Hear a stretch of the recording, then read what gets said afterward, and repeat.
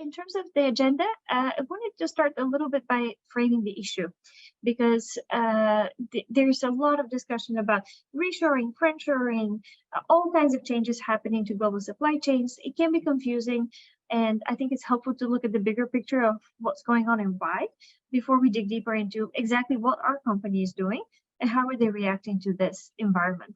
So we'll start with that, and then we will look in detail through the survey results from our supply chain survey, which just closed. So anyone on the line who took the survey, thank you. We appreciate your insights, and we're grateful for the information that you have shared with us. We will also be publishing this data with a lot of commentary and analysis in a report format at the end of this month. And so if you think someone would be interested in reading through it or looking through it, you will also have it available in that way.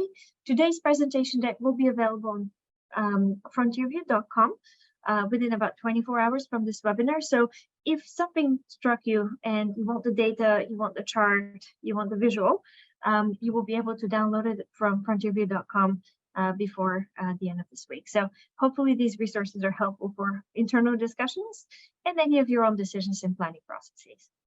So with that, let's just start a little bit with context, because this is not kind of the only moment in time recently that we've had pressures on global supply chains. If we just went back for about 10, 15 years or so, there was a pretty extended period of time as we saw growth across emerging markets, where individual countries were putting localization pressures on multinationals in certain sectors of industries. It was a carrot and stick approach. So in some cases, they were really trying to get more manufacturing jobs locally, and it was more of an emerging market strategy. A lot of countries were trying to just attract more manufacturing investment. Then we had the Trump administration in the US, and that created trade wars between the US and China with the sudden tariff increases, and also actually between the US and Europe, where we also saw changes in tariffs, which of course affected the economics of manufacturing and export-import across those continents. So that created a lot of uncertainty for companies, but there was perhaps a perception that it was temporary because it's a one administration's point of view on how to handle trade. And, obviously we had a different administration subsequent to that. But of course, we also got hit by the pandemic, which caused dramatic disruptions to global supply chains. I think all of the attendants today have probably lived through some volatile event during the pandemic relating to supply chains. But that opened questions about resilience, getting product close to where it is consumed as a way of reducing risk overall, and also questions about the concentration of supply chains. So these long, super efficient, super cost-effective supply chains with high concentration across them, really being seen as a risk and liability in the context of the pandemic rather than an asset. And then subsequent to that, we had an inflationary shock, which also disrupted supply chains in Europe, for example. China was in lockdown, so there were still issues with COVID management there. And then across all of this, we're seeing an intensification of decoupling between the US and China, not likely to really improve that much. And so I guess the point here is it's not just one thing. It's politics, it's geopolitics, it's economics, and it's also general policy shift in terms of governments, including developed market governments like the US one, trying to get companies to localize closer to end consumption.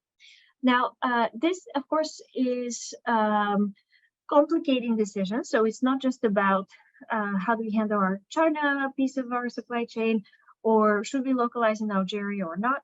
It's actually become a series of questions that executives need to address. There are questions around reducing risk exposure and consider risk across all of its manifestations, from the risk of physical disruption, the inability to serve customers, inability to serve demand. And that's where there are questions about redundancies and how much of that to build in, where to hold inventories and how much, especially if it's expensive to hold a lot of inventories. And then also how to avoid having too concentrated, too inflexible supply chains. Then there's a cost issue. So some are structural. For example, for years, labor costs in China have been rising. Some labor-intensive industries, say clothing manufacturing, have been looking for other options. Vietnam or even parts of sub-Saharan Africa to deal with that. And then we also had this huge inflationary shock in Europe, which massively increased the cost of producing there. And it's opened up questions about the European supply chain and what that should look like.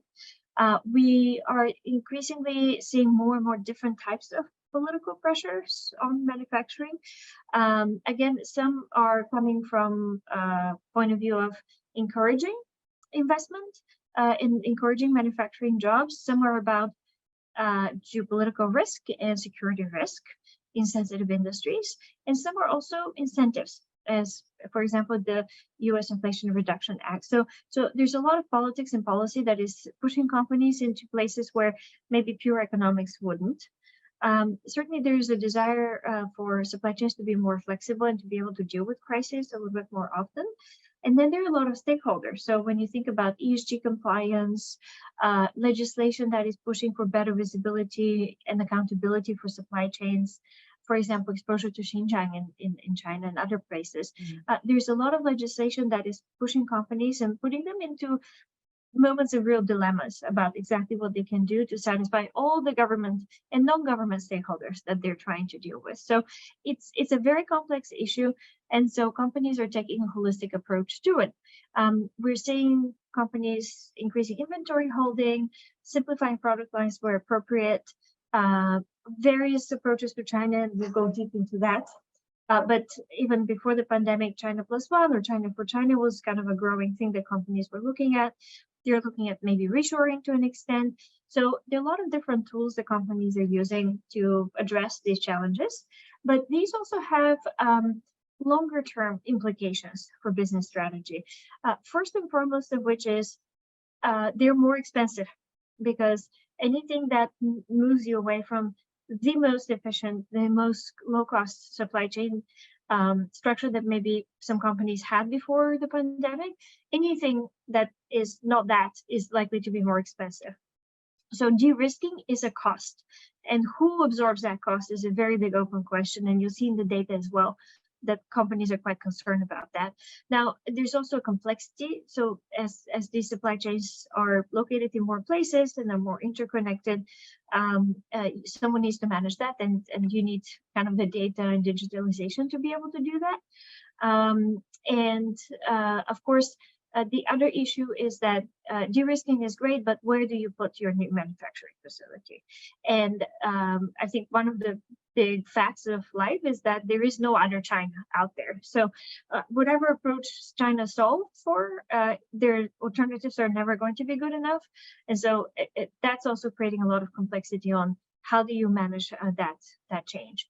So all of this is to say that this is a strategic business question as opposed to just a location-based question, and it's going to play into company strategy. So as your supply chain becomes perhaps more resilient, more flexible, more compliant across different expectations from stakeholders, its cost and complexity is also going to increase, and that's going to push towards questions around how do you manage the risk associated with that supply chain? What sort of product are you even able to go to market with? If it's more expensive, then maybe that pushes more into premiumization or services, and then that affects the whole value proposition, pricing and positioning for businesses. What new products also go to market will be affected by it. So all of this is to say it starts with supply chain, but it doesn't end there. It's really a holistic business question that we think companies are grappling with here. Hi, my name is Krista Reganey, and I'm Marketing Director here at FrontierView.